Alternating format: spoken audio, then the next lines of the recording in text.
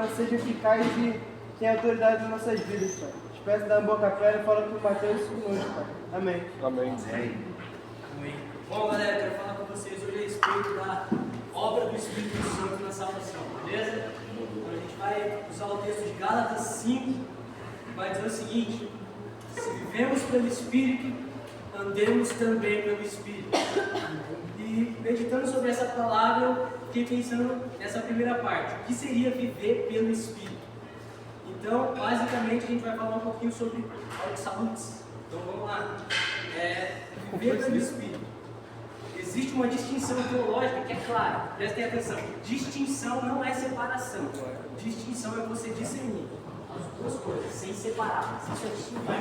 Então existe uma distinção teológica entre redenção objetiva e redenção subjetiva. A redenção objetiva, ela é a obra de Cristo na cruz, ela é externa. Agora a redenção subjetiva é a redenção que o Espírito Santo faz em nós. Ou seja, ele pega a obra da cruz e aplica na vida do pecador. E esse pecador agora é vivificado. Então por isso que Paulo vai dizer, se nós vivemos pelo Espírito, ou seja, isso é uma condição, se vivemos. Então se nós vivemos, andemos também no Espírito. Então isso aponta para a obra da salvação, para a aplicação da obra do Espírito nas nossas vidas. Não existe salvação sem a obra do Espírito Santo. E não existe obra do Espírito sem a obra de Cristo. E não existe obra de Cristo sem o plano eterno do Pai. Amém? Nós precisamos entender que é uma cadeia. Nós não podemos separar, fazer essa dicotomia. Então, nós começamos a olhar alguns textos bíblicos e eu gostaria de falar de algumas funções. Ordem, por ordem. Isso não é cronologicamente, isso é logicamente. Isso fique claro. Amém? A primeira função do Espírito é a regeneração. O que seria regeneração? E a referência básica para a regeneração a gente pode usar João 3, versículos 5 e 8 e Tito 3, 5. João 3 vai dizer assim: aquele que é nascido da carne é carne, mas aquele que é nascido do Espírito é Espírito. Tito 3 vai dizer o seguinte: não por obras de justiça praticadas por nós, mas pelo lavar regenerador e renovador do Espírito Santo. Amém? Então, o que é regeneração? Regeneração é o Espírito Santo trazendo vida ao homem morto. Efésios 2 vai dizer que nós estamos mortos dos nossos delitos e pecados. E aí vai dizer, Ele nos deu vida. Então a primeira coisa da salvação é o que? Regeneração. Isso é lógica, não é cronologia, silogismo. Regeneração. Logo após a regeneração, entra o convencimento do pecado. João 16, 8. Quando o Consolador vier, ele convencerá. Ele não vai tentar convencer, ele vai convencer o mundo do pecado, da justiça e do juízo. Amém? Amém. E aí, logo em seguida, entra a resposta do pecador a isso. Entra a concessão da fé e arrependimento. Aí é onde surgem geralmente os problemas teológicos. O que acontece? As pessoas elas vão atribuir essa obra como uma responsabilidade humana, e em parte é mesmo. Mas não é a ação principal, essa é apenas uma reação. Isso é uma lei de necessidade e efeito, causa e ação. Pega e deixa aí. Causa e ação. Toda ação gera uma reação. Isso é avivamento. Deus trazendo vida aos mortos. Isso é avivamento. Viver não é responsabilidade do pecador, é reação àquilo que Deus está fazendo. Amém? Nós precisamos entender isso. Nós precisamos entender que só há uma resposta, porque houve uma causa. Então não há mérito.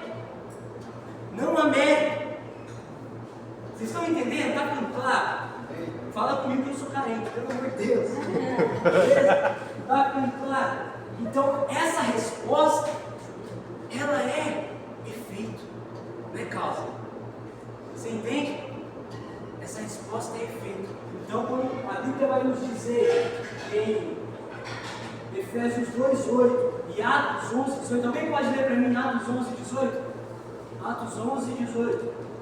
Efésios 2:8 vai dizer o seguinte: pela graça sois salvos, mediante a fé em Cristo.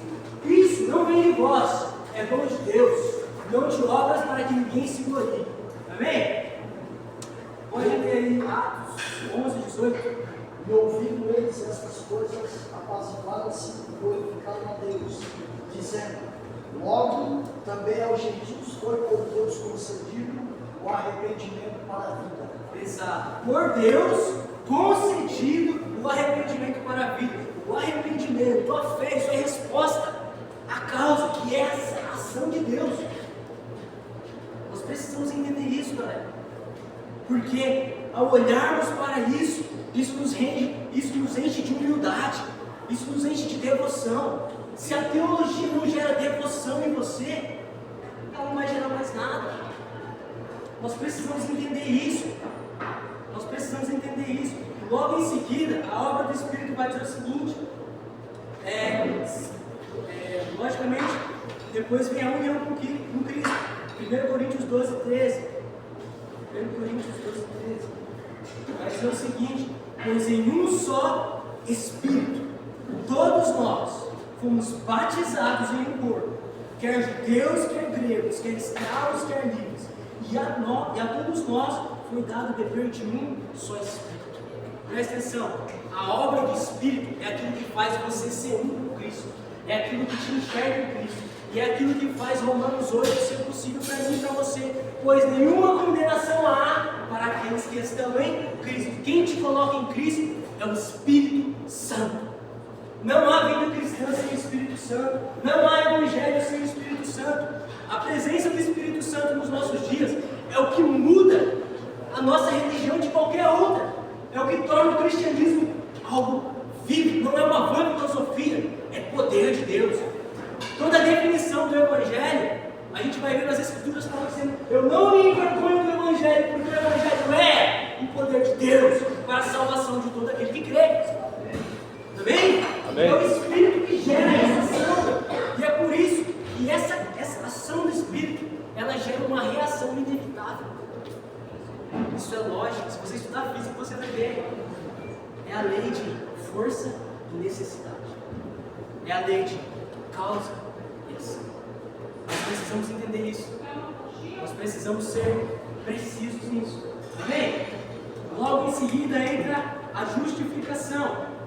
Justificação nada mais é do que perdão dos pecados e uma coisa que é pouco falada, a imputação da justiça de Cristo na vida do pecador. Ou seja, você não é apenas perdoado dos seus pecados, mas agora você recebe a justiça de Cristo sobre você. Ou seja, você recebe crédito infinito. Então, por isso que quando 1 João vai escrever, falar o seguinte: olha, estas coisas eu escrevo para que não pequeis. A ideia é o quê? Cara, não peca. Se porventura alguém pecar, temos um advogado junto ao Pai, Jesus Cristo, ó justo. O que isso quer dizer, cara? Jesus Cristo justo quer dizer que a defesa de Jesus, baseada em você, não é tentando justificar você mesmo, mas a sua segurança está garantida na justiça de Cristo. Eu não sou justo em mim mesmo, eu sou justo em Cristo, porque o meu justo viverá pela fé. O que me justifica é a fé em quem? Em Cristo. Fé nada mais é do que uma confiança pessoal na pessoa de Jesus. Fé nada mais é do que isso, uma confiança pessoal na pessoa de Jesus. Logo em seguida, após a justificação, nós recebemos a adoção. Amém? Então o que acontece? Romanos 8, 15, 16 vai dizer que o Espírito de Deus testifica no nosso espírito de que somos filhos de Deus. Vocês estão entendendo que não sobra espaço para você ter mérito nisso? Vocês então estão entendendo que não foi a minha boa decisão. Eu tive uma boa decisão por causa da ação do Espírito. A minha boa decisão é uma reação à ação de Deus, que é uma obra maravilhosa. Vocês estão entendendo? Está ficando claro? Eu não obedeço para ser salvo, eu obedeço porque eu fui salvo. Então a obediência é uma evidência de que eu sou salvo. Isso é obediência, isso é obra da salvação. Amém? Está ficando claro? Amém. Logo em seguida nós entramos na obra da santificação. Alguém pode ler para mim? Tessalonicenses, 2 Tessalonicenses 2,13. Vamos lá, galera, vamos rápido para a gente não perder tempo, porque eu quero ir na prática. Vamos aplicar isso nas nossas vidas, vamos? 2 Tessalonicenses 2,13, vamos lá. Alguém pode ler? Entretanto, devemos sempre dar graças a Deus por vós, irmãos amados pelo Senhor, que Deus nos escolheu desde o princípio Para a salvação. pela Glória a Deus. santificação do Espírito e fé, Exatamente. Tessalonicenses é uma carta muito escatológica. Amém? Eu não queria entrar em escatologia aqui. Não vou entrar em escatologia, mas basicamente para a gente entender o contexto. Paulo estava falando para um grupo de pessoas, ele estava falando para grupos diferentes de pessoas ali. E o que acontece? Algumas pessoas estavam perturbadas porque elas achavam que o dia do Senhor já havia acontecido. Então Paulo começa a explicar, gente, antes disso acontecer é necessário que o homem da iniquidade apareça, ou seja, o anticristo. E aí começa a falar de homens que vão se perder. Começa a falar que Deus não tem interação do erro para que aqueles que rejeitaram a verdade se percam, sejam condenados. E aí Paulo olha, falando desse grupo para essa galera, e fala assim, ó, mas vocês, irmão, nós devemos dar sempre graças. Por quê? Porque Deus vos escolheu desde o princípio. Imagina um judeu falando isso, desde o princípio. Escolheu para quê? Para a salvação e santificação do Espírito. Nós precisamos ser Deus. Nós precisamos ser Deus. Então, não sou eu que santifico a mim mesmo. Você tem uma responsabilidade com a sua santificação, óbvio. Mas ela é mérito de Deus. É glórias a Deus. Eu sou santo, não por causa própria. Eu sou santo em reação àquilo que Deus fez por mim. É a obra do Espírito que santifica o pecador. A obra do Espírito justifica. A obra do Espírito adota. A obra do Espírito, no final de tudo, glorificará, garantindo isso. O Espírito ele não começa algo e deixa pela metade. O Espírito, tudo que ele termina, ele consolida. A obra do Espírito consiste em 3 coisas resumidamente: aplicação, edificação e consolidação. O Espírito ele aplica a obra de Cristo na vida do pecador, ele edifica essa obra na vida do pecador e ele consolida, levando ao céu, levando à salvação. Não há dúvida para dizer, cara, eu não vou chegar lá, não, você não está entendendo. Você não está sozinho, você não está na força do teu braço, você não está na força da sua intelectualidade. Vocês estão me entendendo aqui, galera? A obra do Espírito. Nós não podemos negligenciar a obra do Espírito. O Espírito Santo é muito pouco honrado no meio cristão hoje, meus irmãos. Por causa de muita meninice que acontece no meio cristão, a gente acaba pegando algo ruim e a gente exclui a coisa boa junto com a coisa ruim. Só que quando você quer provar que algo é ruim, sabe o que você faz? Você não destrói, você constrói algo bom do lado e aquilo vai ser notório. Você quer provar que um prédio está torto, constrói um reto do lado. Na expectativa de tirar o fermento, a gente tira toda a obra. Nós precisamos ser incisivos nisso. Nós precisamos ser diretos nisso. A obra do Espírito Santo é real. A obra do Espírito Santo é real. A gente fala tanto de avivamento que a gente nem sabe o que é avivamento. Avivamento nada mais é do que Deus trazendo vida aos mortos. No avivamento o que acontece? Qual que é o maior milagre que acontece no avivamento? É o novo nascimento. Avivamento é Deus trazendo vida aos mortos. Isso é avivamento. Isso é avivamento. E se isso não te empolga, e se isso não te alegra, eu não sei mais o que pode te alegrar, meu amigo. Eu não sei mais. E olhando para isso tudo, nós voltamos para Gálatas 5 e vai dizer o seguinte, agora a segunda parte. Se nós vivemos pelo Espírito, ou seja, toda a aplicação da obra, agora a nossa conduta diante disso. Andemos também pelo Espírito. Nós não podemos viver de forma incoerente com a fé que nós professamos, amém?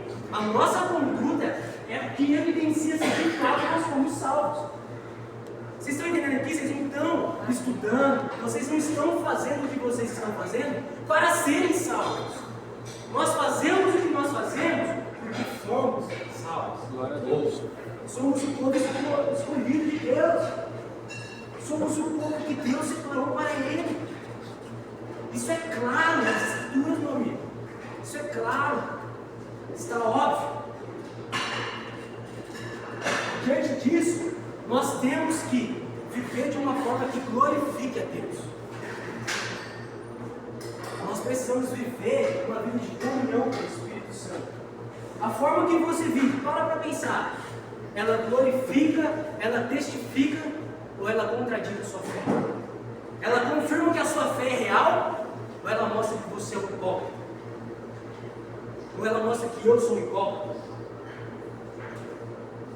Gente, o Evangelho, ele é simples. É gente que complica. O Evangelho é simples.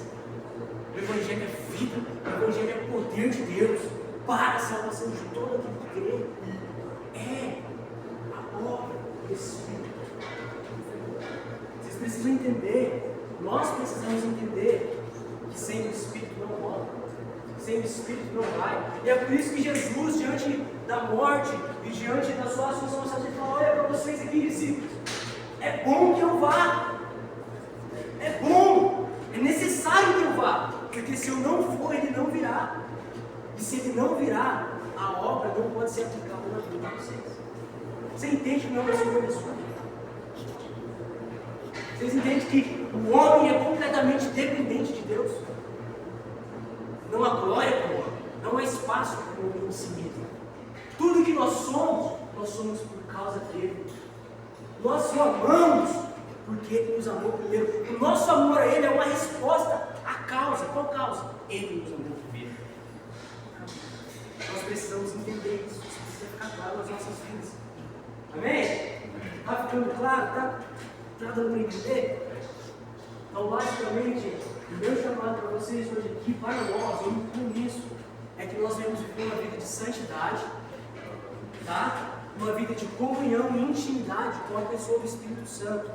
Porque é impossível você conhecer Jesus sem o Espírito Santo. O Espírito Santo é aquele que traz luz no nosso entendimento, nos fazendo contemplar a beleza de Jesus.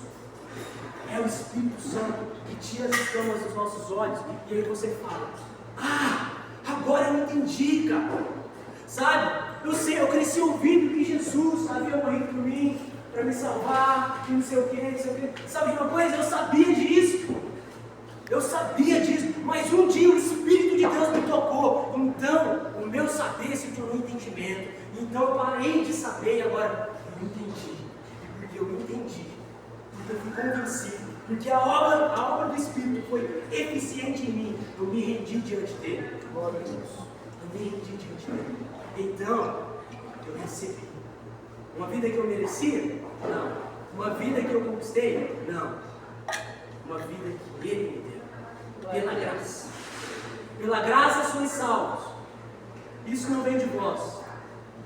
É dom de Deus. Não vem de obras, para que ninguém se glorie. Amém? Pai, em nome de Jesus, eu oro para os meus irmãos que estão aqui. Eu oro para que o Senhor possa colocar, Deus, a obra da salvação, a obra da iluminação sobre a vida deles, Pai.